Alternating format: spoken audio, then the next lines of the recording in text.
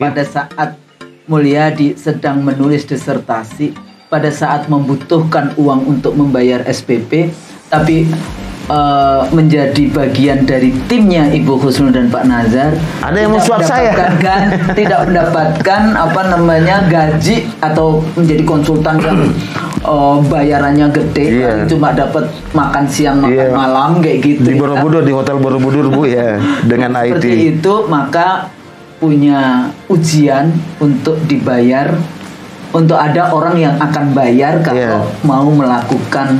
Bahasanya disuap Bu. Ya, disuap. Karena kan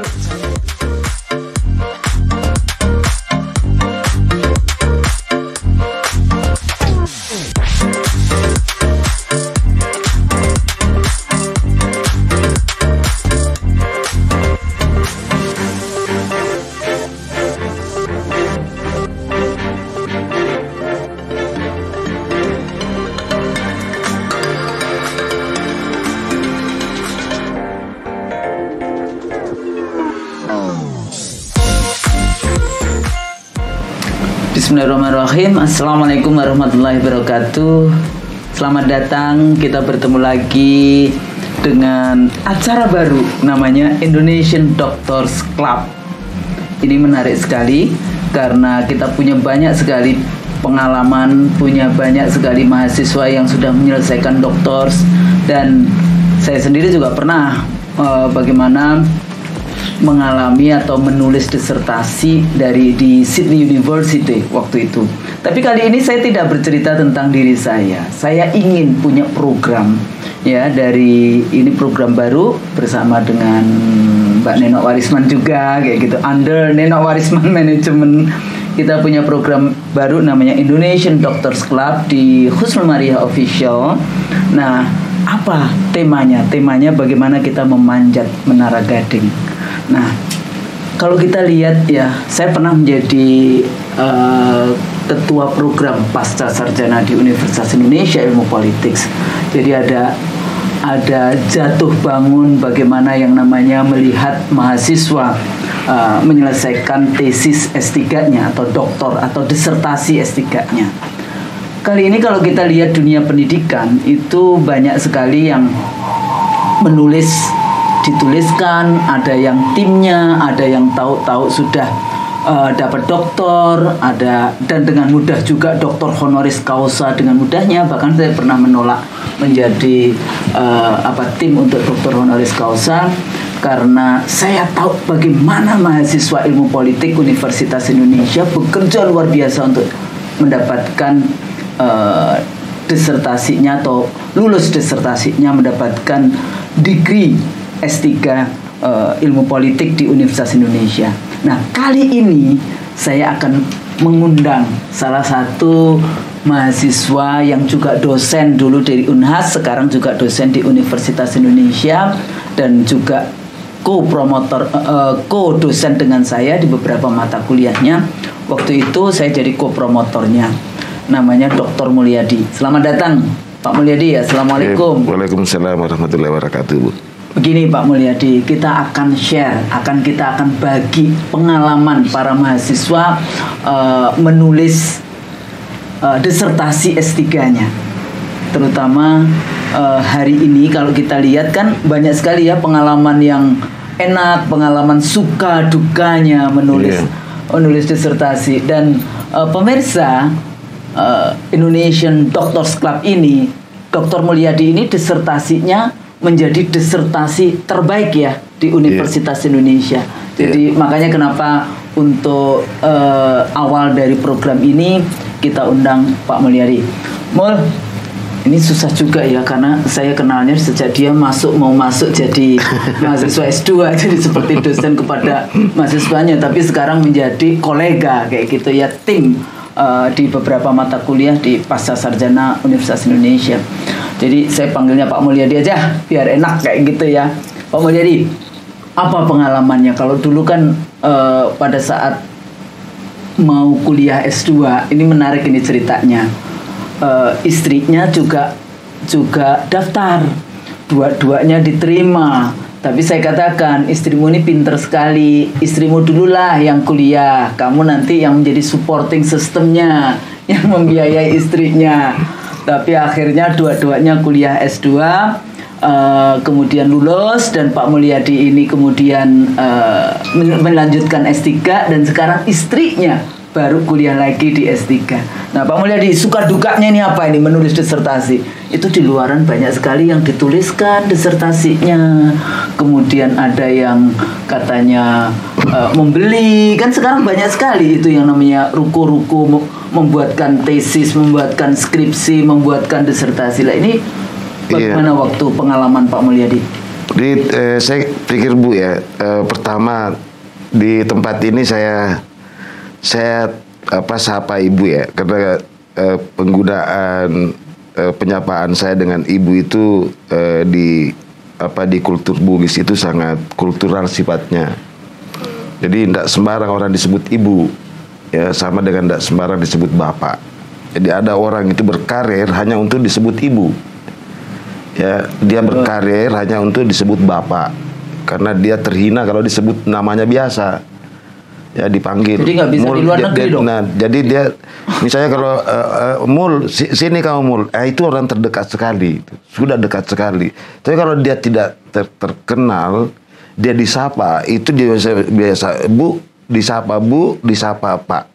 Dia ada cerita dari kawan saya, itu bagaimana dia selalu disebut namanya Imran tuh. Imran, temannya di kantornya Imran tuh. Suatu saat di programnya di eranya Gus Dur, instansi lembaganya itu dibubarin. Akhirnya dia pindahlah dia di satu tempat. Jadi singkat cerita temannya ini bertanya, gimana kabarnya Imran Bu? Ini ketemu istrinya. Apa kata istrinya itu? Cukup mengagetkan. Dia bilang, alhamdulillah Pak, kami sudah ada peningkatan juga. Pak Imran itu sekarang sudah mulai dipanggil Pak. Bisa bayangin. Panggilan Ibu dan panggilan Pak itu. Bapak. Makanya saya kan sebenarnya bisa panggil Mbak. Seperti di FISIP itu dipanggilnya tuh mahasiswa itu manggilnya dosennya Mbak. Saya enggak bisa tuh. Secara kultural saya merasa berdosa. Melihat ini kalau di kampus nggak pernah, sampai dimanapun nggak pernah memanggil saya dengan Mbak. Iya, saya tidak bisa panggil Bunda karena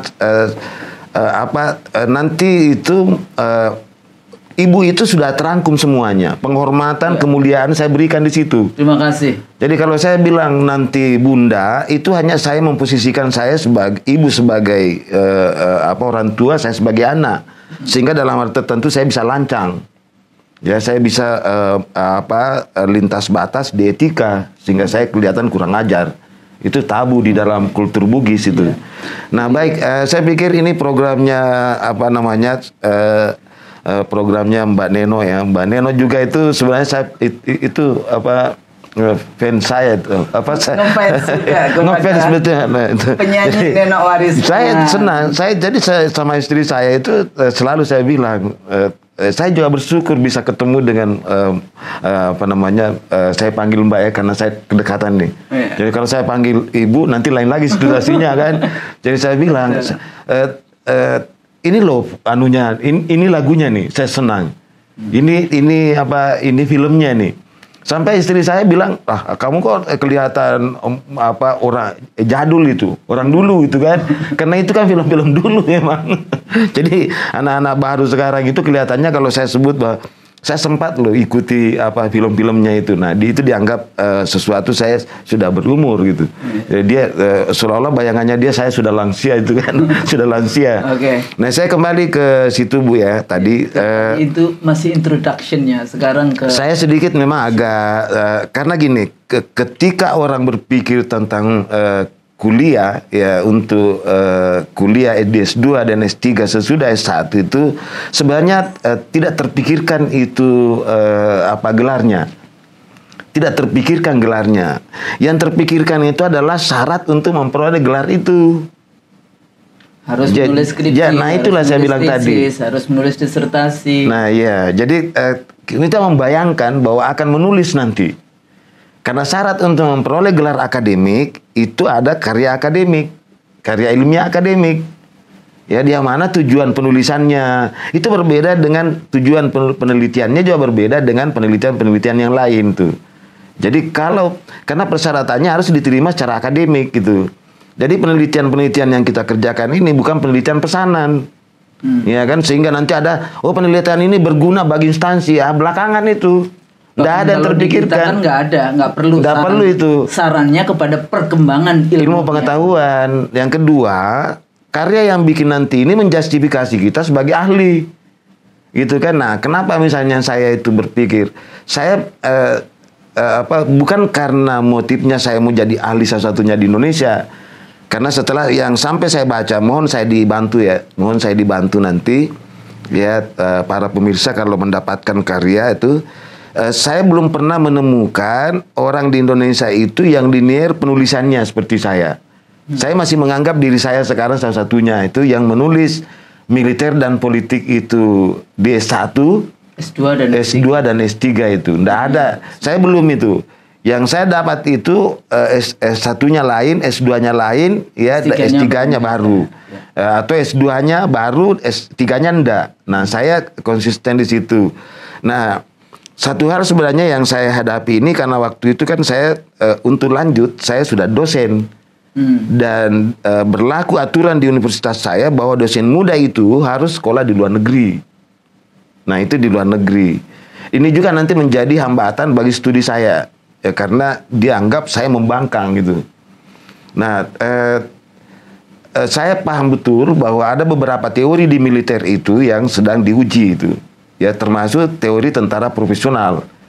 Ya, bahwa apakah benar tentara di dunia ada ndak negara di dunia ini yang tentaranya tidak terlibat dalam politik gitu. Nah, itu yang saya mau uji.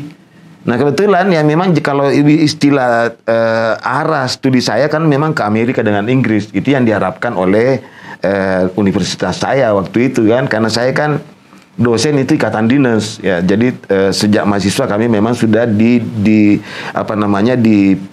dipilih oleh Diknas untuk dipersiapkan jadi dosen. Jadi saya juga sama dengan teman-teman yang lain yang masuk dalam program ikatan dinas. Jadi kami tidak berpikir lagi tentang pekerjaan setelah selesai. Nah, itu bedanya itu. Jadi kami langsung kembali. Pak Mulyadi ini dosen Universitas Hasanuddin. Iya, saya di situ dosen rekrutmen ke Departemen Pendidikan dan Kebudayaan waktu itu, Bu. Jadi bukan UNHAS yang selenggarakan ujian itu. Kami masuk di dalam program Diknas, ya? Kami masuk di dalam program Diknas waktu itu, Dekdikbud waktu itu. Dekdikbud kan punya program untuk menstandarisasi mutu pendidikan seluruh Indonesia. Jadi kami sebenarnya ini ikatan dinas itu dipersiapkan untuk mengajar di swasta. Itu bukan dipersiapkan untuk negeri, Bu. Itu kami yang pahami itu dari awal untuk menstandarisasi itu mutu pendidikan. Nah, tapi karena saya lihat belakangan itu, ada kecenderungan itu dosen-dosen yang sudah tadi itu ditempatkan kembali ke perguruan tingginya itu. Karena waktu itu formnya memang ada, memilih 2 perguruan tinggi, bisa negeri, bisa swasta, satu itu. Nah, tapi program ini adalah untuk itu. Nah, jadi kami sudah berpikir bahwa ketika kami studi, itu kami harus mendalami ilmu saya gitu kan.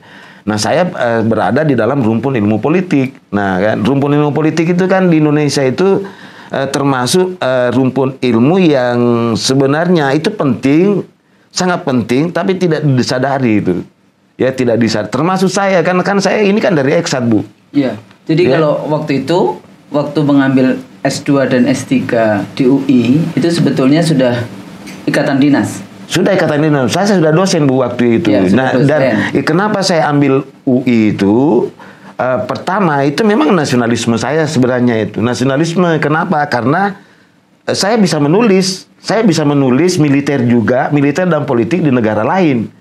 Tapi negara yang tempat saya tuju itu diminta dirubah proposal saya. Karena waktu itu proposal saya itu peran militer di dalam penyelesaian konflik di Indonesia. Bukan Bu. Saya ini penting. Jadi peran saya mau lihat itu keterlibatan militer di dalam politik luar negeri. Nah, itu saya mau lihat itu kasusnya bagaimana sebenarnya militer Amerika. Karena Huntington selalu mengatakan bahwa Barat itu tidak terlibat, militernya tidak terlibat dalam politik.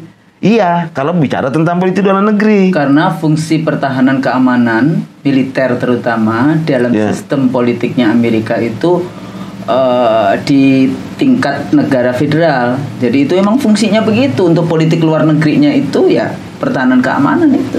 Ya. Jadi memang terlibat kalau dalam sistem politiknya Amerika. Nah itulah Bu. Jadi disinilah kemudian saya juga berpikir nanti. Jadi ketika negara yang saya tuju itu meminta proposal saya dirubah, jangan Anda meneliti militer Amerika, militer Indonesia saja. Nah, jadi dan tidak ada beasiswa untuk itu. Itu waktu tahun 2000-an, ya, 99. Memang kalau kita sekolah, ini untuk pemirsa juga ya, kalau kita sekolah ke luar negeri itu kadang-kadang tema-tema itu juga banyak ditentukan. Tema-tema yang seksi, misalnya sempat gitu tema-tema tentang terorisme. Gitu, oh iya Bu. Itu kan kemudian dikasih beasiswa, kemudian tema-tema deradikalisasi dikasih beasiswa. Seperti itu. Jadi emang hati-hati. Saya sendiri menulis bukan nulis tentang Indonesia, justru saya kuliah di Sydney University, tapi saya menulis tentang politik Australia. Nah itu justru yang menarik Ibu itu. Ya. Jadi saya juga salut sama Ibu karena bisa menulis sekolah di negeri barat tapi tidak meneliti di negeri timur itu. Karena di negerinya sendiri itu di IC Terilso gitu kita bahas itu bagaimana tentang beasiswa, tentang pendidikan kayak gitu ya. Ya karena kalau kita berbicara politik pendidikan Bu, itu tidak bisa dinafikan juga bahwa barat ini juga butuh agen, butuh instrumen untuk juru bicara kepentingan mereka tuh. Oke. Jadi balik lagi Mul, pada saat menulis disertasi itu apa lesson learn yang bisa Nah ini kan Bu, tadi saya bilang tadi prosesnya. Jadi kemudian saya sudahlah kalau memang saya harus meneliti militer dan politik dan seolah-olah tidak boleh di negara lain karena tidak ada beasiswanya. Ya kenapa tidak sekolah di negeri saya? Ya negeri saya kan masalah kualitas di negara saya kan sebenarnya itu cuma manu saja kan. Kualitas kampus itu tidak didasarkan kepada penilaian para kapitalisme itu, indikatornya itu bahwa dia harus pasar itu. Selama gurunya bermutu, selama gurunya baik, pasti muridnya baik gitu. Itu pemahaman saya. Dan selama muridnya juga mau belajar dengan baik. Karena saya juga pelajari murid-murid dulu kan. Cara menuntut ilmu dulu kan tidak pakai universitas juga. Dia hanya pindah dari guru satu dan guru lain dan guru kiai satu dengan kiai lain. Ya, dan guru itu dia cuma mengatakan ilmumu sudah cukup, ya silakan sudah selesai. Kau mau pindah silakan itu. Kamu mau dia tetap di situ. Jadi nah ini sebenarnya universitas harus jadi perhatian besar ini bahwa kualitas perguruan tingginya ada pada pengajarnya. Nah, dosen itu harus disadari ada dua statusnya Bu. Dia sebagai pendidik profesional dan dia sebagai seorang ilmuwan. Nah, perguruan tinggi itu banyak memperhatikan dia sebagai pengajar. Jadi keterampilannya ditingkatkan supaya dia bisa mentransformasikan pengetahuan, mentransfer pengetahuan. Tapi pengetahuannya orang, bukan pengetahuan dia. Nah, sehingga saya bilang itu banyak dosen tapi dia pengecer ilmu. Dia baca bukunya orang, kemudian dia sampaikan. Nah, ketika dituntut apa ilmunya kamu? Nah, ini padahal sebagai seorang ilmuwan, dia harus memiliki. Nah, tapi yang saya mau bilang begini, semua dosen yang sudah doktor itu pasti sudah punya ilmu. Karena syaratnya untuk doktor itu, ya dia kan falsifikasi Bu, pada tingkatan itu. Jadi kalau tingkatan S1 kan karya ilmiahnya, tesisnya itu, skripsinya itu kan,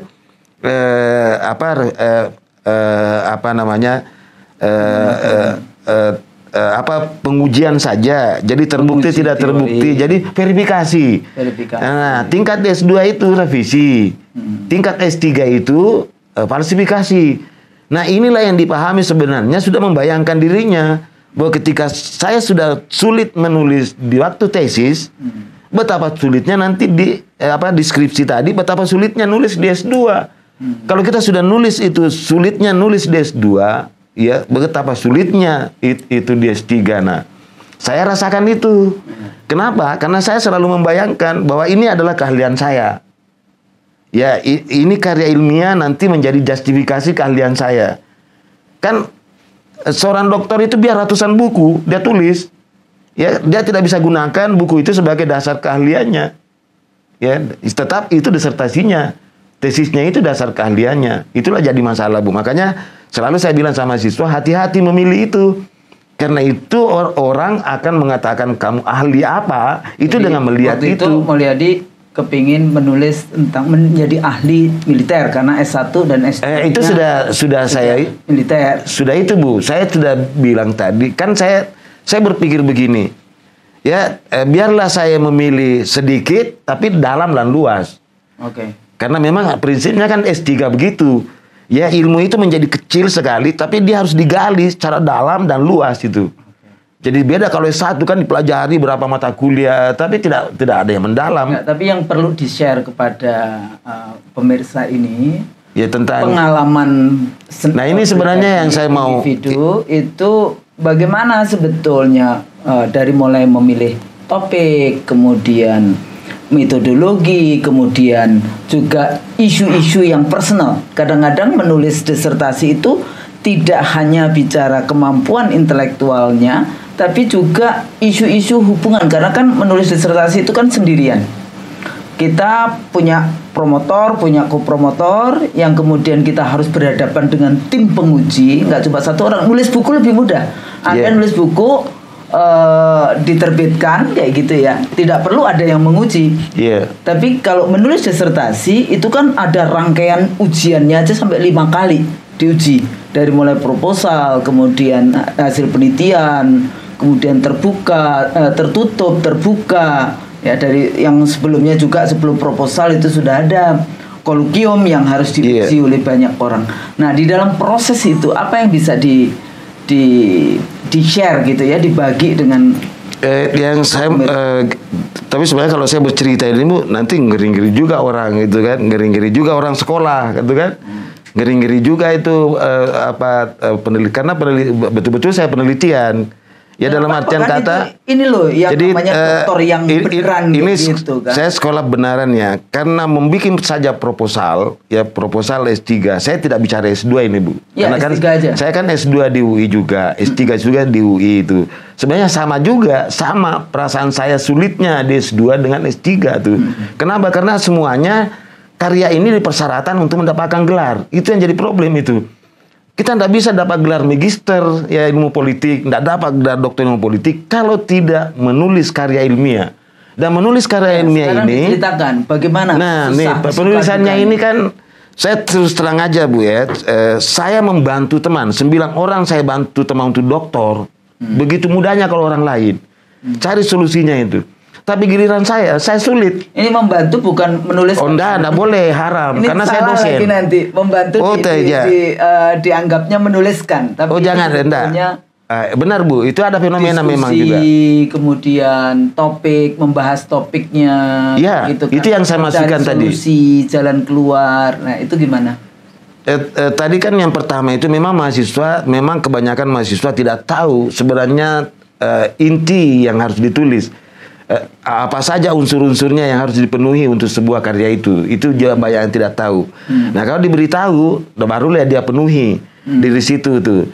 Dan kedua, dia juga memang tidak bisa menulis itu. Artinya dia tidak seperti memang penulis, karena penulis juga satu profesi tersendiri. Jadi dia harus belajar bagaimana menulis memang di situ. Tapi bukan berarti bahwa orang yang menulis sudah bisa nulis disertasi itu, tesis itu.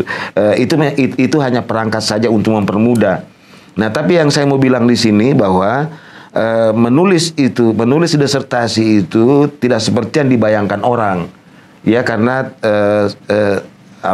harus memenuhi kriteria yang ada. Itu ada kriteria-kriterianya di dalam. Ya, gampangnya gini, kalau mau lihat apa sebenarnya yang isinya disertasi itu, coba tontonlah orang itu kalau promosi doktor itu. Setiap penguji itu pasti ada unsur yang dicaplok. Misalnya itu pokok masalah yang dia tulis, pertanyaan penelitiannya, ya, tujuan penelitiannya, manfaat penelitiannya, ya, kemudian kerangka pemikiran kerangka konseptualnya, kerangka teorinya, metodologinya, temuan penelitiannya, kesimpulan terhadap penelitiannya, signifikansi penelitiannya. Nah, ini nanti itu kalau penguji Coba misalnya kalau penguji satu saja penguji borong itu bisa 9 pertanyaan. Itu saja. Nah, kalau bagi seorang dokter saja untuk ditanya sama pengujinya itu sudah ketakutan itu. Jadi ada perasaan karena selalu dihantui itu. Begini, jangan ketakutannya, tapi bahwa ini ada perjalanan, ada path gitu ya. Justru itulah Bu. Sebenarnya perjalanan sulit inilah yang nikmat, karena itulah yang membedakan kita dengan orang yang betul-betul. Jadi jangan takut di depan, kayak gitu kan. Diikuti saja. Diikuti saja prosesnya dan pasti. Namanya black tunnel. Sampai nanti kita bisa ketemu yang namanya akan sampai Bu. Akan sampai. Ya. Akan sampai dan setiap orang, makanya di pengantar disertasi saya itu saya tulis. Ya banyak orang yang menghadapi masalah seperti ini. Bukan saya. Saya bukan orang sendirian yang ada di atas ini menghadapi masalah yang luar biasa ini. Ada banyak di luar. Dan saya membayangkan bahwa saya akan selesai pada tiba saatnya nanti. Dan kalau saya mengikuti tahapannya. Dan Mulyadi selesai dengan disertasi terbaik di UI. Iya. Tadi memang di situ Bu ya. Pada saat saya dosen. Pada saat dosen, inilah gangguan nih. Saya mahasiswa tapi saya kan dosen juga. Nah itu banyak juga mahasiswa yang datang ke saya untuk membayar saya agar dibuatkan disertasi. Ini Bu, dan ini menggiurkan.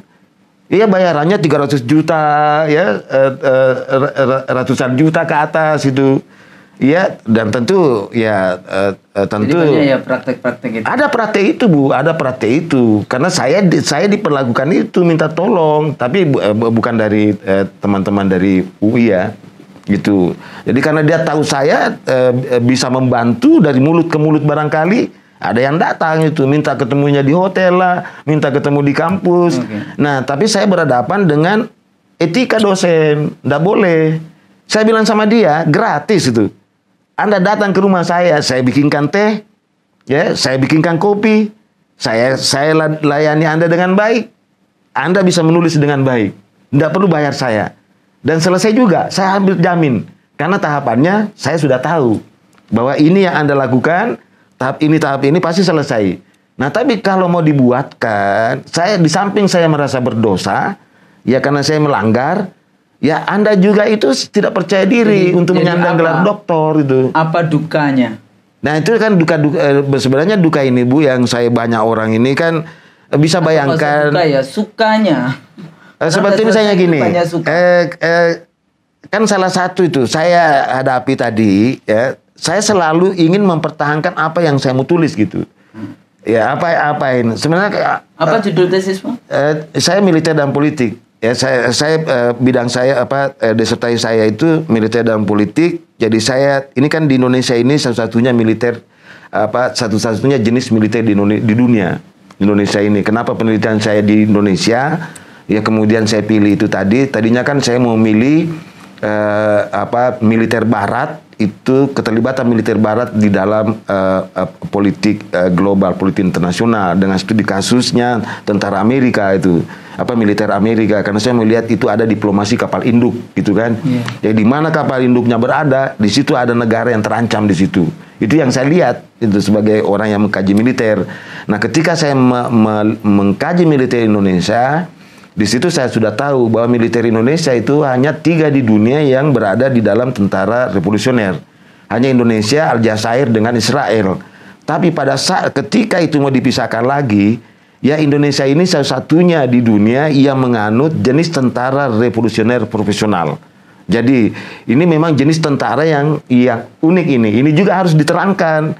Jangan disamakan, jangan kita kemudian meniru Barat ya, militer Barat, kemudian kita mau samakan di sini sampai militer kita dibuat kecil, dihina dan sebagainya kan, dibuat tidak berdaya.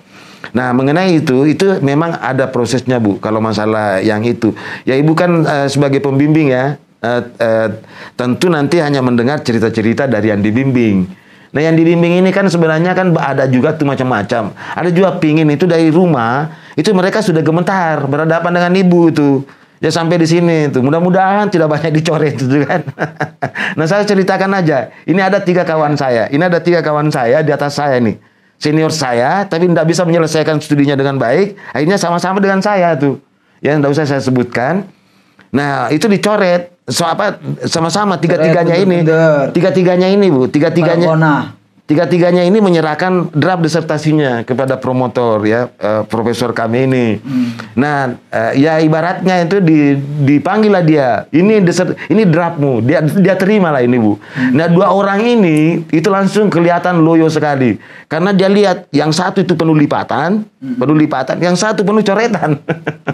Nah, yang satu bisa Ibu bayangkan ya, disertasi itu kan di rasaya itu kan kelihatannya tebal-tebal Bu ya. Karena kan tebal-tebal itu. Karena memang kita berpikir ya tulis aja deh 500 halaman. Kalau dicoret 200 halaman kan masih ada tinggal 300 halaman ya kan.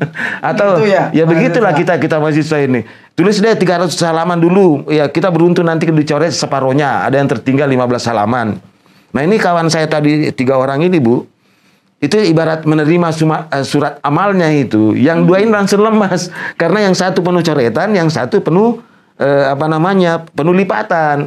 Nah ini teman saya yang tidak ada coretannya, tidak ada lipatannya, merasa dirinya bahwa dia sukses Bu. Dia sukses itu. Sehingga dia memperlihatkan kegembiraannya di tengah temannya yang sedang berduka. Yang satu karena banyak coretan. Ya, karena banyak coretan, banyak lipatan kan. Itu. Terus apa? Ternyata. Dan ternyata waktu minggu berikutnya itu sama-sama lagi menghadap sama profesornya, promotornya. Prof, bagaimana ini? Ini kan sudah ada saya lakukan revisi ini. Nah, yang satu ini kan langsung tahu Bu. Yang satu ini tidak ada coretan, tidak ada lipatan.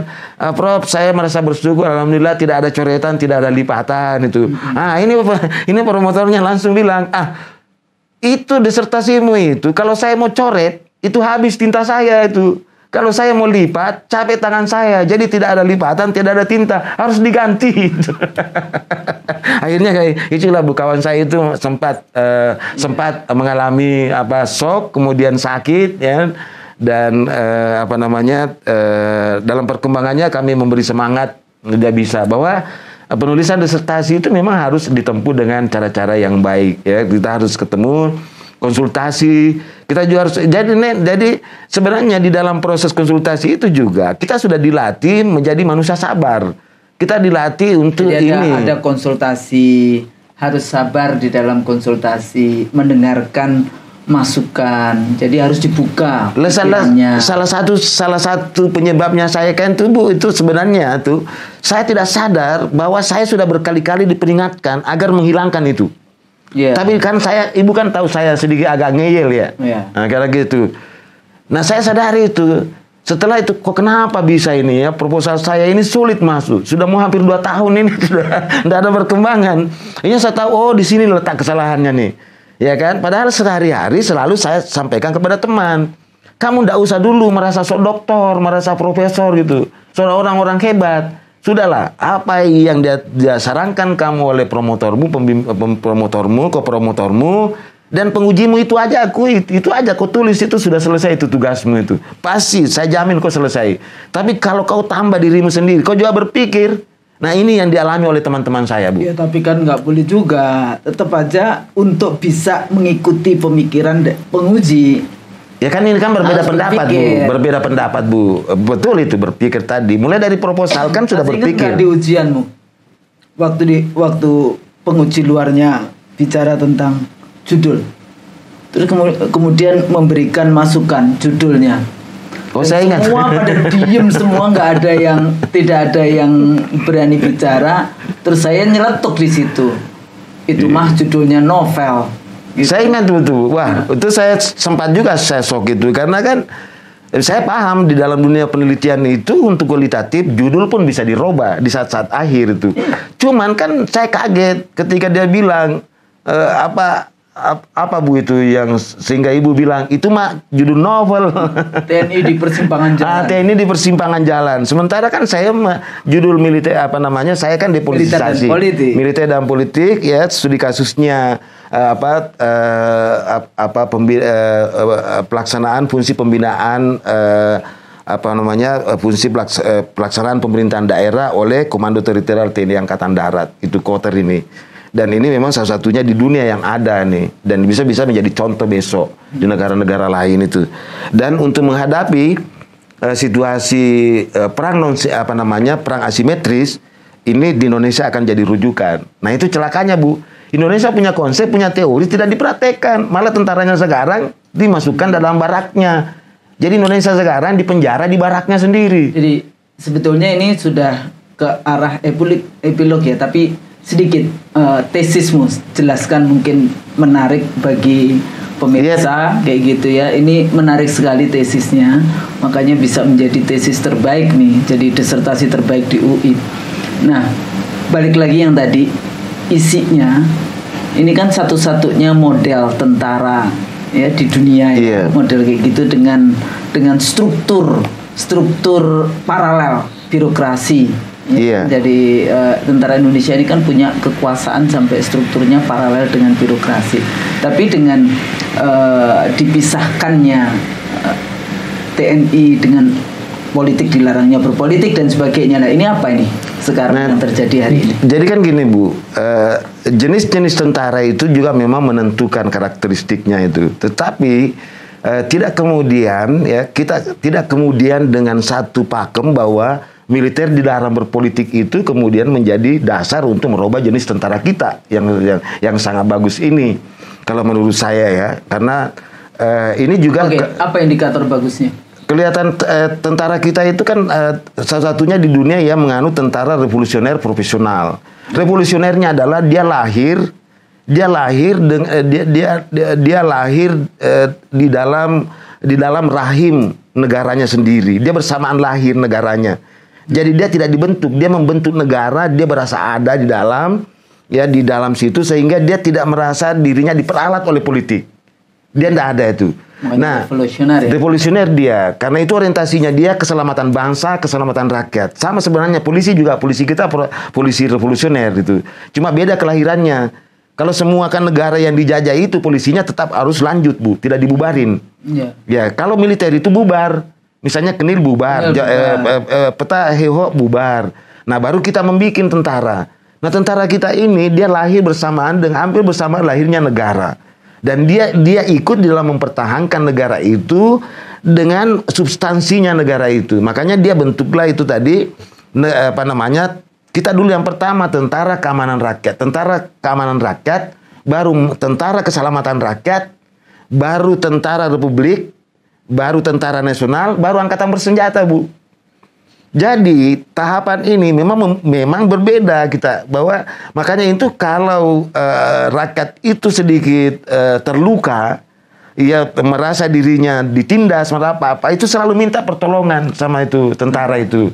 Dan tentara kita bukan juga tentara bodoh, bukan tentara yang lemah dalam berarti dianggap remeh, enggak. Kenapa? Karena dia punya pengalaman di militer Belanda gitu, misalnya Kenil. Dan dia punya pengalaman juga. Jadi khasnya dia bertahan kemudian menyerang. Yang tidak ikut Belanda punya pengalaman bergerilya. Punya, makanya itu ada 3 rumpun mewariskan nanti Bu, mewariskan. Ini rumpun Brawijaya, yang pertama itu rumpun Siliwangi, itu Kenil, kemudian rumpun Mataram, Mataram mewariskan nanti ini militer Jepang, Peta Heho, dan rumpun Brawijaya yang tidak dua-duanya. Makanya di situ lahir Bung Tomo. Ya di situ kan. Nah, itu juga pejuang juga.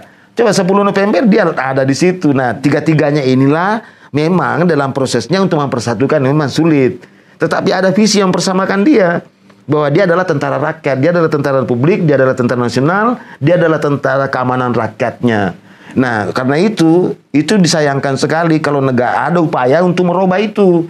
Ya, untuk merubah bahwa negara itu menjadi diperalat oleh kapitalisme, negara di bawah kontrol oligarki, ya kemudian militernya tidak bereaksi. Nah itu untuk kasus Indonesia itu pasti bereaksi Bu, secara teori dan praktek pasti ada. Makanya itu jangan heran juga kalau ada militer kelihatan itu bukan membangkang itu sebenarnya, dia kembali ke watak aslinya. Gitu, kembali ke watasnya. Kami memang bukan tentara seperti yang Anda bilang. Ya di negara lain yang nanti kalau mau berperang harus keluar.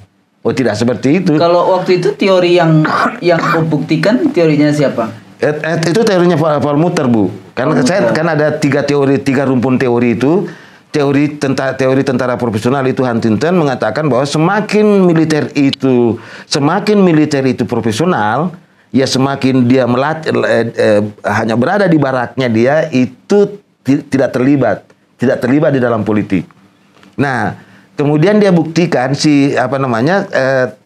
Eric Nollinger ini membuktikan sebaliknya. Justru keterlibatan militer dalam politik itu dipermudah juga oleh kemampuannya dia menguasai seluruh perangkat-perangkat ilmu pengetahuan ya yang dimiliki non militer, Bu. Jadi ini jenis tentara Pretorian. Nah, yang terakhir ini yang tentara revolusioner dan memang sudah ada profesionalnya, tapi dia tidak teliti. Nah, saya lah yang teliti, ya tentu untuk kasus Indonesia yang revolusionernya, karena tentara revolusinya. Tapi menarik Mul kalau kita bahas substansi dari isu tentara ya, karena kemudian tentara punya kepanjangan politik sipilnya yang itu tahun berapa tuh 59 ya dengan Kino dan akhirnya membentuk Sekber Golkar dan Golkar, tapi pada dasarnya waktu itu kan kekuatan antara Soekarno, ABRI dan PKI ya era zaman Soekarno ya, demokrasi terpimpin waktu itu. Nah, kemudian lagi-lagi yang tadi Mulyadi jelaskan tentang hubungan tentara dan rakyat pada saat ini sudah mulai ingin menjadi presiden seumur hidup, bukan ini diangkat menjadi presiden seumur hidup dan sebagainya, akhirnya juga rakyat bersatu dengan tentaranya, ya kan, untuk kemudian akhirnya berubah dengan demokrasi Soeharto dan sebagainya masuk. Tapi pada saat era Orde Baru panjang, ini kalau kita bicara tentang push tesisnya Mulyadi, dan hari ini setelah dipisahkan antara polisi ABRI ya, angkatan bersenjata, kemudian polisi dipisahkan dengan militer. Bukan militer, polisi dipisahkan dengan ABRI. Iya, dia waktu itu ABRI gabung, Bu. Iya, dulu kan ABRI kan di situ ada polisinya. Polri dan TNI. Nah, hari ini sebetulnya apa sebetulnya signifikansi dari studinya Mulyadi dan kondisi kepolitikan militer hari ini di Indonesia? Ya, ini kan sebenarnya pertama, Bu ya. Kalau kita kembali ke tentara Pretorian, jenis tentara Pretorian tadi, tentara yang memang dilahirkan untuk berpolitik, itu Indonesia tidak masuk, tidak ada sejarahnya. Karena itu Indonesia tidak mungkin dia kudeta. Jadi tidak seperti model di Thailand. Tidak ada, Bu. Thailand itu kudeta bolak-balik itu tentara. Tidak ada. Militer Indonesia tidak ada genealogi politiknya untuk melakukan kudeta, mengambil itu. Tahun 52? Nah, itu hanya pembangkangan militer terhadap sipil, dan itu bisa saja terjadi kapan saja, termasuk sekarang itu bisa saja terjadi, itu sangat mungkin terjadi karena memang tadi saya katakan bahwa ada situasi nanti militer menyadari dirinya bahwa kami berbeda dengan militer negara lain. Itulah tadi kami tentara profesional, kami tentara revolusioner profesional tadi, bahwa kami tidak hanya dilatih untuk bertempur sampai mati, tapi kami punya doktrin juga untuk bagaimana membela rakyat saya, keselamatan rakyat dan negara saya itu. Nah, itu yang ada di militer. Jadi kalau titik posisi hari ini posisinya di mana tentara? Ya, posisi tentara kalau saya katakan, saya selalu konsisten, Bu, pernyataan saya. Kita berharap ada reformasi. Sebenarnya tidak ada reformasi. Yang ada adalah deformasi. Yang ada perusakan itu. Jadi termasuk yang dirusak adalah militer itu. Nah, militer ini seharusnya karena ini perang asimetris itu diperluas perannya. Karena militer ini kan coba bayangin, perang alamiah cuma satu, bertempur sampai mati. Tapi kan tidak ada yang keberatan kalau militer itu terlibat di dalam melakukan misi sipil. Ada bencana alam dia terlibat, seharusnya Anda kritik, seharusnya Anda berteriak. Seluruh dunia kan gitu. Ya, makanya saya bilang tadi, Bu. Ya. Kemudian peacekeeping. Ya, peacekeeping tadi, pasukan perdamaian. Militer ini sendiri, keberadaan militer kita, Bu, yang di sana ini dibawa ke Papua, itu dalam rangka pasukan perdamaian. Kalau dalam teori. Jadi bukan untuk bertempur sampai mati, karena di sana tidak ada musuh.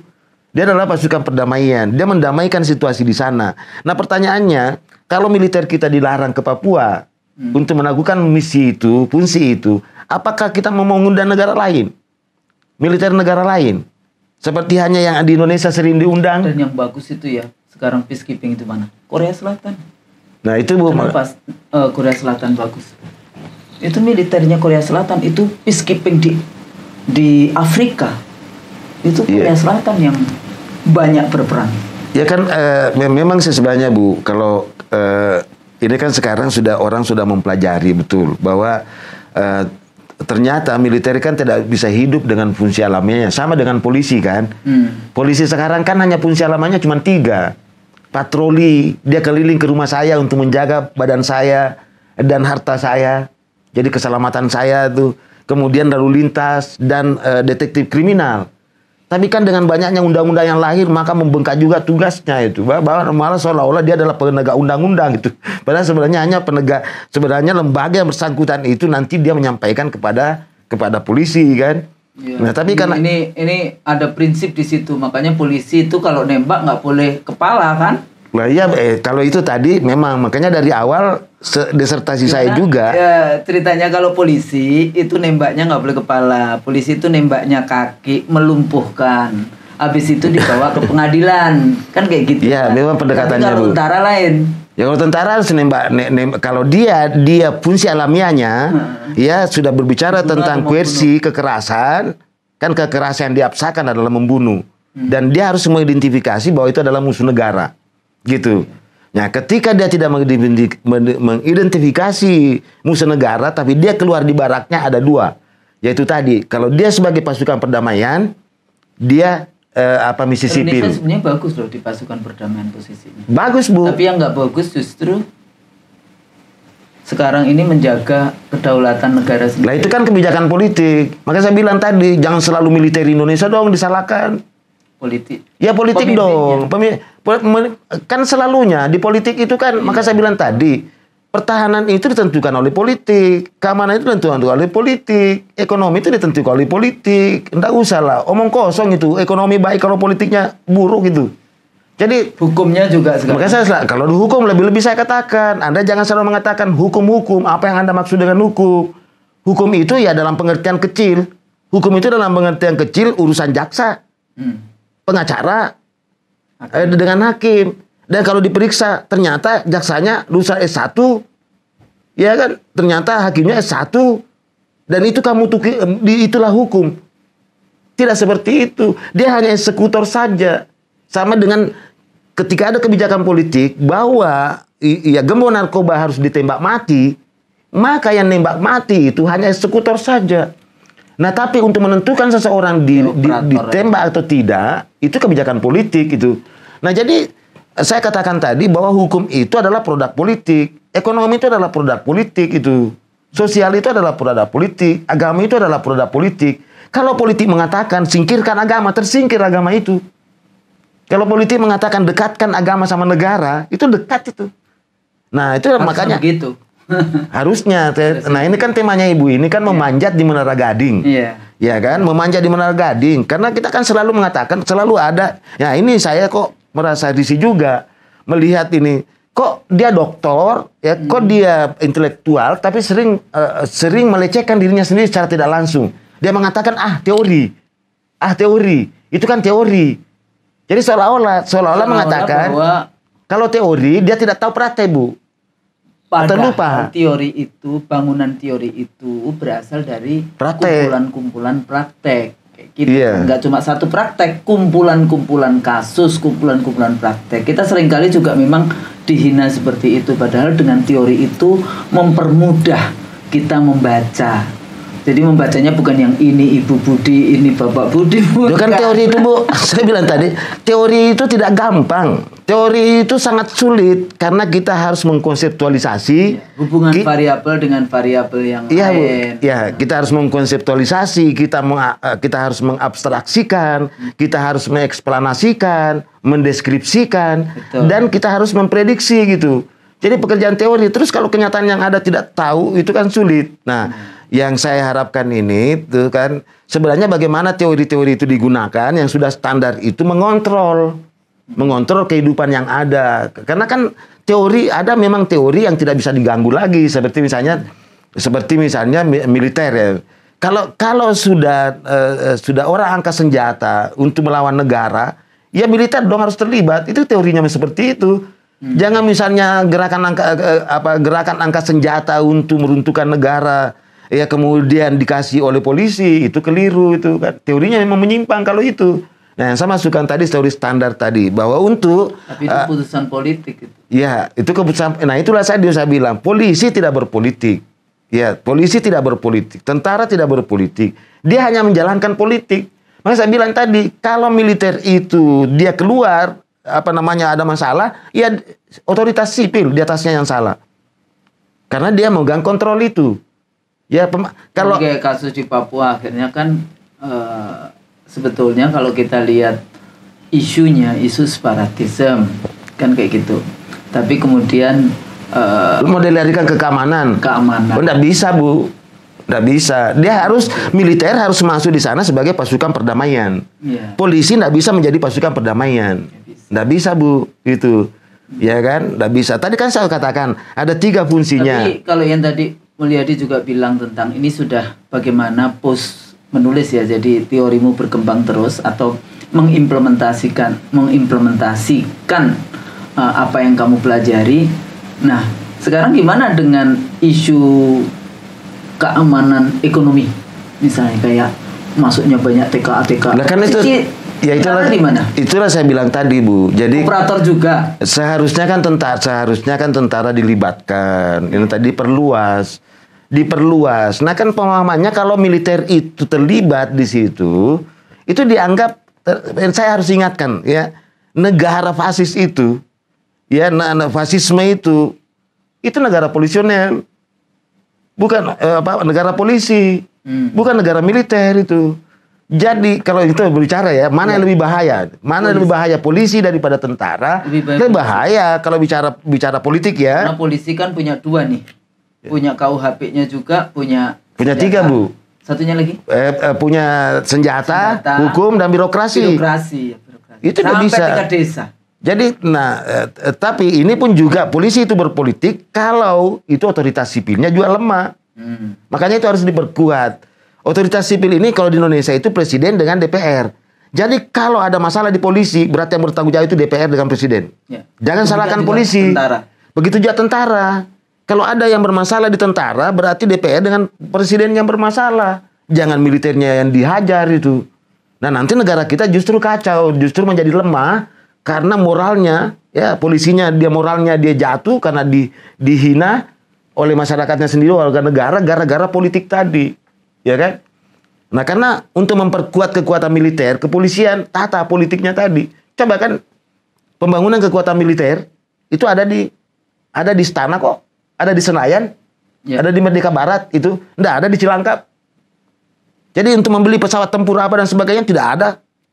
Jadi sulit mengatakan bahwa misalnya pesawat tempur dan sebagainya rapatnya di rapat kabinet di Iya kan cuma Panglima TNI didengarkan saja. Misalnya kalau saya Pak yang ikut rapat kan. Misalnya kalau saya Bu ini diundang, andaikan saya ini Panglima Militer, terus saya diundang di dalam rapat pertemuan antara otoritas sipil, kan hanya saya diundang untuk memberikan pendapat, mendengarkan kemudian berpendapat. Karena dia rencana mau beli pesawat tempur, saya berikan informasi, saya berikan ini.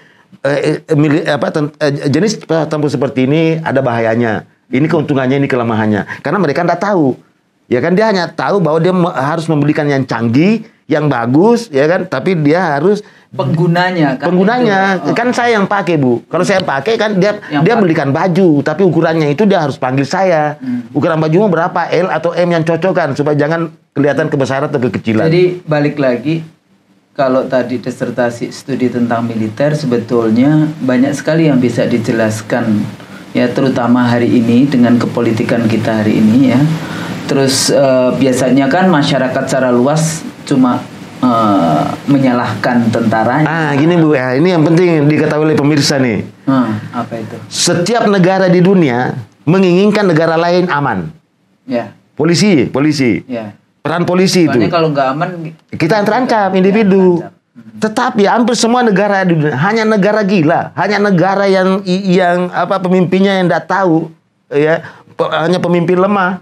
Kalau membiarkan negaranya tidak kuat, ya kan? Dan seluruh negara menginginkan negara lain lemah. dalam surga militer. Ya. Makanya beda itu, Bu. Kalau polisi mau berbicara tentang keamanan, hampir semua negara itu mendukungnya Kita dia. punya nggak misalnya senjata pemusnah massal? Nah itu nggak ada, Bu. Nggak ada ya. Kita nggak ada. 4 senjata pemusnah massal Ya, kita nggak ada. Biologi, Senjata nuklir nggak ada. nuklir, biologi. Biologi nggak ada. Terus Senjata kimia nggak ada. kimia. Kemudian senjata laser nggak ada. Nggak ada. Jadi, nah ini negara lain sudah punya. Dan syarat itu tadi di studi saya, itu kekuatan militer itu sebagai pendamping untuk melakukan diplomasi. Semua negara-negara itu akan tunduk kalau pendampingnya itu kapal Tapi induk. kan global politiknya juga berbeda. Nanti kalau Indonesia punya nuklir, wah dikerecokin semua. Oh ya, Bu, jangankan itu, Bu. Baru rencana saja. Baru Saya katakan Dulu tadi. ada temenmu yang mau membuat tentang nuklir kan nggak bisa juga. Nggak bisa, Bu. Saya katakan tadi nih. Padahal saya katakan semangat itu bagus itu. Saya katakan kepada pemirsa nih, kalau hari ini saya berpikir mau bikin kapal induk, satu, itu cacian datang ke saya itu. Ya. Seluruh infrastruktur negara ini digunakan, partai politiknya lah, medianya lah. Kapal induk kita udah. Kapal apa tuh yang? Ini kan kapal selam, Bu. Kapal selam saja. Saya misalnya ini, saya berpikir kapal induk. Saya berpikir kapal induk, semua partai politik itu, media massa, kelompok kepentingan tadi, dan elit, itu digoda oleh negara lain agar ngomong menggagalkan rencana saya, Bu. Jadi Itu sudah begitu. sifat alamiah. Karena tidak ada negara menginginkan pertahanannya kuat. Tapi kira-kira presiden kita paham nggak itu? Saya kurang tahu, Bu. Nah itu tadi. Kayaknya nanti ada ada temenmu yang menulis tentang presiden kayak gitu ya. Iya. Komparatif antara presidensialism Nah itu kan Indonesia tadi, Bu, ini memanjat. dengan Amerika Serikat. Jadi itu nanti menarik juga untuk dilihat. Tapi balik lagi bahwa akhirnya tesismu tentang militer itu masih tergantung kepada kekuatan sipil. Nah ini yang paling penting. Bahwa Sipilnya lah yang berpolitik, Bu. Nah, salah maksudnya politiknya gitu ya, sehingga tadi militer yang salah. Kita harus membangun presiden partai politik yang benar, Senayan benar, Iya. Istana benar untuk bisa mempertahankan kedaulatan Indonesia. Agar militer itu berfungsi baik kalau politiknya baik. Begitu kan? Begitu, Bu. Jadi kalau militer yang salah, jangan salahkan militer. Dia kan cuma digerakkan. Tapi polisi salah? Kalau polisi salah, jangan salahkan polisi. Sebenarnya nih, kalau dia menyalahkan polisi, Bu, sebenarnya itu menyalahkan istana.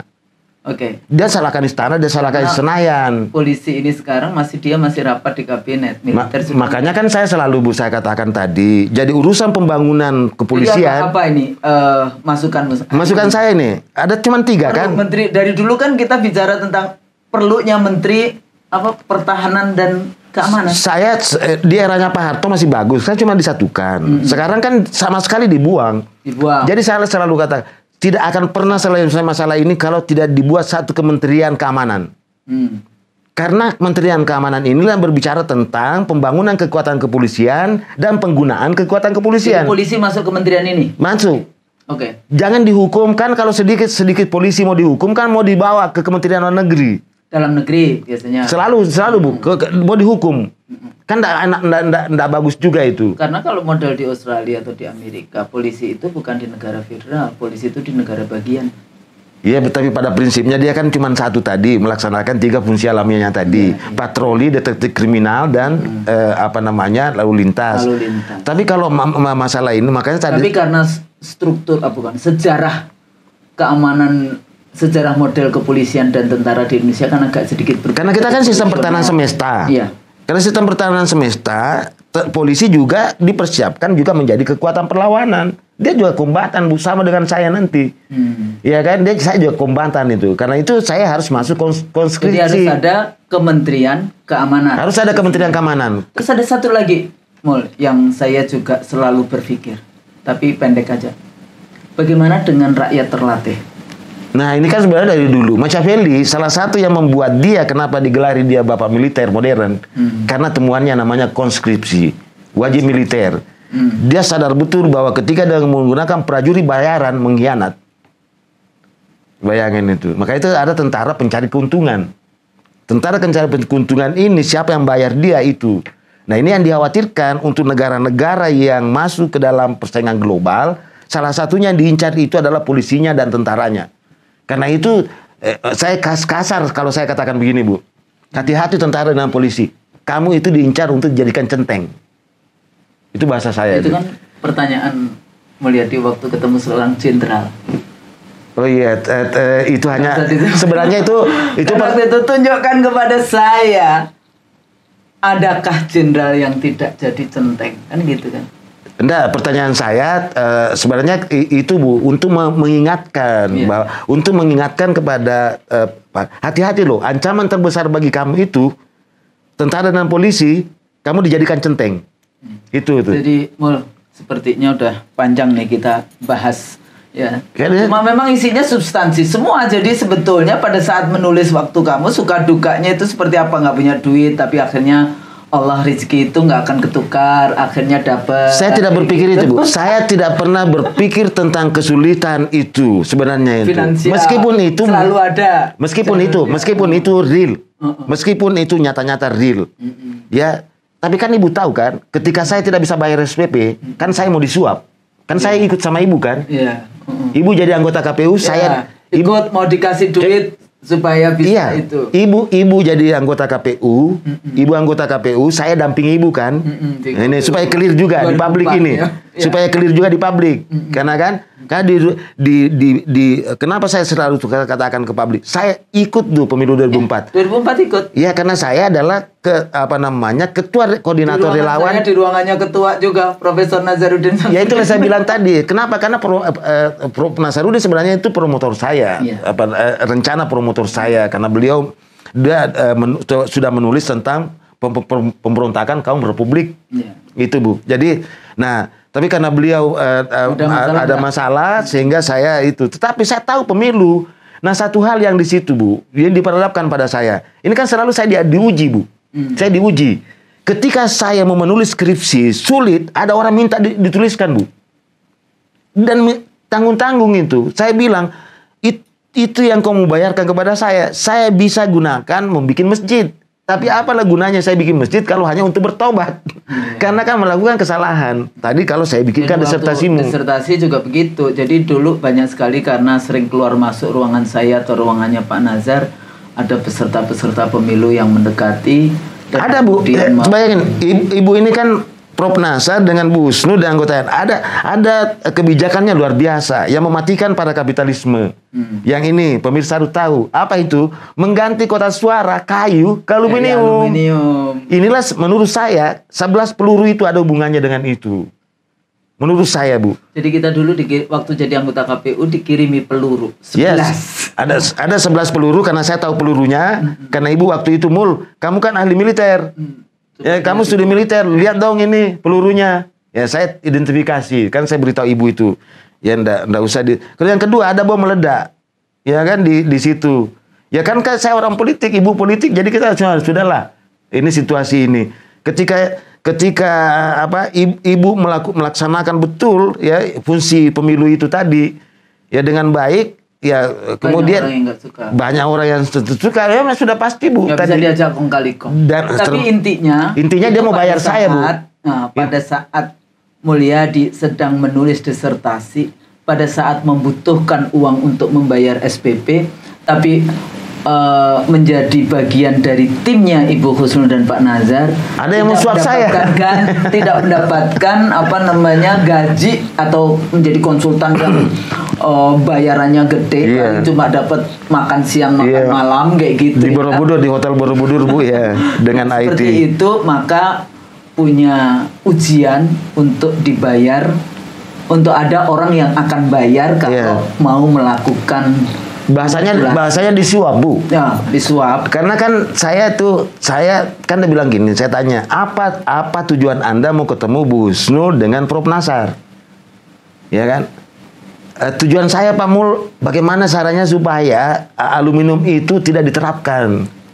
Karena kalau diterapkan itu matilah saya itu. Betapa kerugiannya kan? Itu tujuan pertemuannya, Bu. Salah satunya itu. Terus apa yang harus saya lakukan? Ya pertemukan saja. Kalau Pak Mulyadi sudah pertemukan saya, itu mobil mobil Mercy Ya silakan. Yang satu itu apa? Mobil kuda itu, mobil Ferrari. Sampai dibilangin saya Bu itu, Pak Mulyadi ambil lah itu, ambil mobil Ferrarinya. Jadi menjadi mahasiswa yang agak sedikit tanda kutip tidak punya duit banyak, kayak gitu ya. Walaupun dulu waktu S1 dia sudah jadi pengusaha ekspor udang dan ini dari kampungnya sana. Kampung mana namanya? Saya di Wajo, Sulawesi Selatan. Tapi waktu mahasiswa S1 dia semua temennya belum punya mobil, dia sudah punya mobil. Tapi setelah ditinggalkan bisnisnya menjadi dosen, kemudian kuliah S2, S3 di UI, kemudian berbagai macam pengalaman aktivis juga, 98 waktu itu. Aktivis yang mengunci ya, menggembok. Nah, kalau kita kan cuma saja membantu aja Bu. Sama dengan tadi belajar juga bisnis itu. Kan memang saya berpikir dulu kalau saya jadi dosen, saya harus bersedia mendapatkan tantangan ujian seperti ini tadi. Ada orang yang mau suap, ya kan? Bagaimana mahasiswa yang di ruko itu kan Bu? Mahasiswa-mahasiswa sarjana-sarjana hibrida itu. Jadi sebetulnya ya kan? Teman-teman semua cita-cita untuk menulis disertasi dengan baik, kayak gitu ya, dengan jujur, dengan benar-benar menulis, itu bisa dilakukan oleh siapapun, kan kayak gitu ya, Bu. Asal mengikuti semua, ya jadi bimbingan dengan baik, kayak gitu ya. Karena pembimbingnya nggak cuma satu, pengujinya nggak cuma satu. Yang tadi dikatakan oleh Mulyadi kayak gitu, kalau bisa sudah diikuti semua pemikiran-pemikiran itu, walaupun kadang-kadang pemikiran dosen satu dengan dosen yang lain tabrakan satu aja. Dengan tabrakan kayak gitu. Itulah nasihat saya Bu. Nggak usah kamu persulit dirimu sendiri. Di kalangan penguji saja sudah berbeda kan. Di antara promotor saja, seperti saya kan 3 promotor saya kan, promotor 1, 2, 3 ini. Jadi saya serahkan saja bahwa 3-tiganya sepakat, itu sudah bagus itu. Ya kan? Kemudian saya tinggal belajar. Ya, jadi itu nanti ditambah penguji luar nggak sepakat lagi. Nggak sepakat lagi. Biasa. Jadi itu proses yang harus diikuti. Jadi jangan sekali-kali kemudian membeli disertasi. Nah inilah tadi Bu, kita melahirkan nanti itu sarjana, doktor yang sujana. Ya harapan itu memang dilatih dari sini. Jadi, kalau juga promotornya mau dibayar Bu, kan ini fenomena yang ada ini sudah menjadi rasa umum katanya tuh. Ya kalau mahasiswa konsultasi sudah bayar, sudah ini dan sebagainya, sudah ada amplopnya nggak bisa. Ditaruh di antara lipatan-lipatan. Nah ini yang jadi masalah Bu, ini yang barangkali perlu juga dicermati ini, karena dua. Saya itu tidak pernah berpikir sama sekali bahwa dosen saya di UI bisa disuap. Itu tidak pernah ada di otakku, tidak pernah ada di kepala aku bahwa malah justru dosen-dosen saya kasih saya buku. Yang menarik itu, saya kan dari Makassar ini, kuliah di Jakarta, ketemu dengan Bu Husnul, ketemu dengan Prof. Burhan Magenda, Prof. Maswadi, guru saya yang saya hormati semua, Prof. Nasarudin. Beliau terakhir ujian itu Pak Nazar loh. Iya maksud saya Prof. Nasar Bu, seperti Prof. Nasar semua kan guruku, guruku lah yang hebat-hebat di UI itu. Integritasnya Bu. Kenapa? Coba itu, kan saya berpikir dia yang minta duit. Orang kan ada hantu kan? Iya. Enggak, justru saya ke rumahnya ibu yang masakan saya. Ibu yang anukan kita. Ya kan, dan ibu ibu melarang kita bawa sesuatu kalau ini. Tapi kalau kita rame-rame Bu, bagaimana kalau ini? Jadi, nah ini tantangan, bisa membedakan antara suap dengan pemberian. Hadiah. Ya misalnya apa salahnya kalau saya pergi ke daerah bertugas kemudian saya tahu kesukaan ibu, kalau saya belikan sesuatu, itu tidak ada masalah kalau menurut saya karena moral. Tapi ketika ada niat untuk mempermudah disertasi, untuk mempermudah ini, nah sama kan dosen saya masuk di UI, dosen saya yang traktir saya kan Bu, Mul, temani saya makan. Kan biasa tuh. Sampai sekarang Bu, sampai sekarang ini tuh. Mau ujian S3? Dosen saya ini, saya mau ujian, kemudian ujian lagi itu pasti duit keluar. Tapi yang menarik Bu, tahu enggak Bu? Yang menarik saya selesai mungkin Ibu. Yang carikan saya duit akademik, bagian administrasi dengan termasuk penguji-penguji saya pikirkan saya. Bagaimana selesai? Artinya di UI tidak persulit orang itu. Nah itu yang saya pahami. Nah ada juga cerita beredar di masyarakat, kamu tidak bisa selesai karena kamu harus kan selalu. Ya kan biasa Bu dengar ini hantu ya yang beredar itu cerita. Kamu kalau kau pergi kuliah di sana kau siapkan duit. Karena duit itu nanti kamu harus bayar pembimbingmu, kamu harus bayar ini, sehingga ketakutan orang studi. Nah di UI saya tidak temukan itu dan tidak ada dalam pikiranku seperti itu. Dan saya terbukti selesai tidak ada. Malah yang saya dapat ketika gini, mungkin ini yang terakhir Bu. Salah satu alasan saya mau ujian waktu itu kan mau ambil perpanjangan. Ya, karena saya mau perpanjangan kan saya mau cari biaya untuk selesai kan. Ya. Tapi ketika saya ujian apa bahasanya penguji saya, ketua penguji saya, enggak ada urusan, kamu harus selesai itu. Jadi enggak ada alasan untuk menundanya karena tidak bisa bayar itu, bayangin itu. Padahal memenuhi syarat loh bukan? Ya. Memenuhi syarat. Tugas kami adalah meluluskan Anda dan Anda layak itu. Jadi tidak usah lagi ditunda. Nah ketika saya mengatakan keluhan, tapi kalau selesai kan butuh biaya. Didengar. Ada ujian terbuka itu kita biasanya ada makanan. Kan didengar Bu, didengar oleh ini. Wow gampang itu Pak Mul, tenang aja. Jadi saya bukan orang pesta, saya masuk aja duduk gitu. Jadi Allah memberikan saya, kan ada pertolongan, ada pertolongan. Makanya itu Bu, ketika tidak ada, Ibu kan tahu betul bagaimana saya suami istri, kuliah yang sama kan meleset ini kan. Tujuan saya itu suami istri masuk, istri saya masuk kuliah di dalam program yang sama, semester yang sama, yang sama, tahun yang sama, agar mengirit biaya kan. Kan ternyata mahal Bu, karena lipat 2 kali kan. Double 2 kali. Nah itu. Tapi ternyata kan selalu mengatakan, saya juga yakin, saya orang Islam. Saya yakin bahwa ternyata ya Allah menyuruh kita untuk pendidikan. Jadi ya enggak usah pikir itu, ada jalan keluarnya. Perbaiki aja niatmu itu. Dan Ibu masih ingat, ada orang pejabat mengatakan kepada saya, kenapa Anda sekolah kalau tidak punya duit? Ya ada. Ya kan, Ibu tahu kan? Dan orang itu sempat saya marahi kan, di sebuah stasiun televisi saya datangi. Itu mulutmu kotor itu, kurang ajar itu. Negara ini punya tujuan mencerdaskan kehidupan bangsa. Jadi kalau orang seperti saya tidak bisa sekolah gara-gara hanya karena tidak punya duit, berarti negara ini tidak mau cerdas dong. Itu pemikiran saya Bu waktu itu. Tapi alhamdulillah akhirnya istrinya selesai, Ardana selesai S2-nya dan sekarang sedang S3. Iya Bu. Dan Mulyadi juga selesai doktornya dan sekarang sudah resmi pindah ke UI. Dan anaknya Mulyadi juga sudah masuk di UI juga. Di UI jurusan ilmu politik. Jadi sudah memiliki dia diterima juga di Fakultas Hukum UGM Bu. Iya, tapi jadi maksudnya dia diterima, dia itu anak itu rupanya dia ada cadangannya. Tapi ketika dia diperhadapkan pada pilihannya, dia pilihannya. Saya tidak intervensi. Ya saya tidak pernah mengatakan, wah kamu kok anaknya pintar sekali. Ya, saya tidak pernah mengatakan Bu bahwa kan bapakmu dengan ibumu sudah duanya politik, kenapa kamu ikut? Ya kan, tidak bisa Bu. Paling tidak nanti semua buku-bukunya ada yang membaca.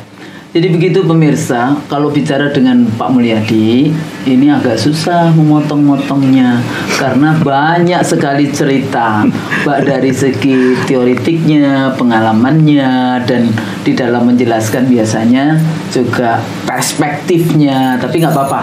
Mudah-mudahan apa yang tadi disampaikan oleh Bung Mulyadi, Mas Mulyadi, kemudian kalau Daeng ya? Di Makassar Daeng Bu. Daeng Mulyadi, kayak gitu ya. Apa yang disampaikan oleh Daeng Mulyadi dari substansi isi tentang disertasinya dan beberapa cerita pada saat membuat disertasi itu menjadi bagian yang penting untuk bisa kita pelajari bersama. Jangan takut siapa yang masih ingin melanjutkan studi S3 ilmu politik ya, dimanapun sih sebenarnya tidak harus di UI, tapi untuk program Indonesian Doctors Club dari Husnul Mariah Official ini dalam kerangka memanjat menara Gading ini, insya Allah kita punya beberapa kawan-kawan Daeng Mulyadi yang akan menceritakan bagaimana sebetulnya pengalaman menulis disertasi dan substansinya, dan pasca setelah selesai ada yang sudah jadi profesor, sudah banyak sekali ya, sudah jadi profesor, kemudian ada yang jadi pejabat, ada yang jadi dubes.